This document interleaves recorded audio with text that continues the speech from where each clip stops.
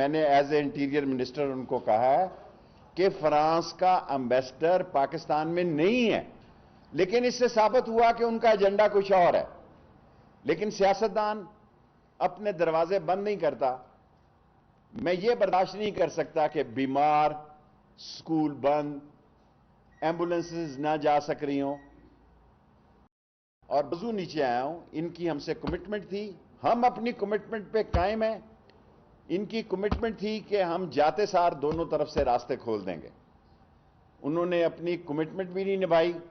میں نے سختی سے ہدایت کی ہے کہ جو سوشل میڈیا پہ جھوٹی خبریں چلا رہے ہیں، شہید تو پولیس کے ہوئے ہیں 3، 70-80 زخمی ہیں اور ڈائریکٹ فائر کیا گیا۔ ان کے پاس لاٹھیاں تھی، ٹیئر گیس تھا، لیکن ایک بڑے خون خرابے سے بچنے کے لیے، اور مجھے افسوس ہے جو لوگ ان لوگوں کو آگے کر کے یہ سمجھ رہے ہیں کہ یہ حکومت کی رٹ کو چیلنج ہو جائے گا اور حکومت یہ کہیں جا رہی ہے، تو حکومت کہیں نہیں جا رہی۔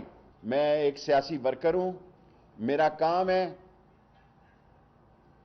یہ میری سیاسی سوچ ہے کہ معاملات جو ہیں ان کے دروازے بند نہ ہوں، لیکن میں مجبور ہوں۔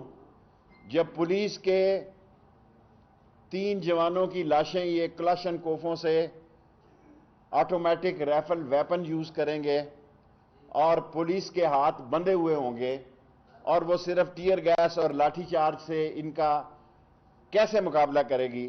اس لیے میں نے آج 6:35 پر پنجاب رینجرز کو امن و امان کے پورے پنجاب میں 60 دن کے لیے پنجاب حکومت کو یہ اختیار دے دیا ہے کہ وہ جہاں چاہیں اس پنجاب رینجرز کو استعمال کرے۔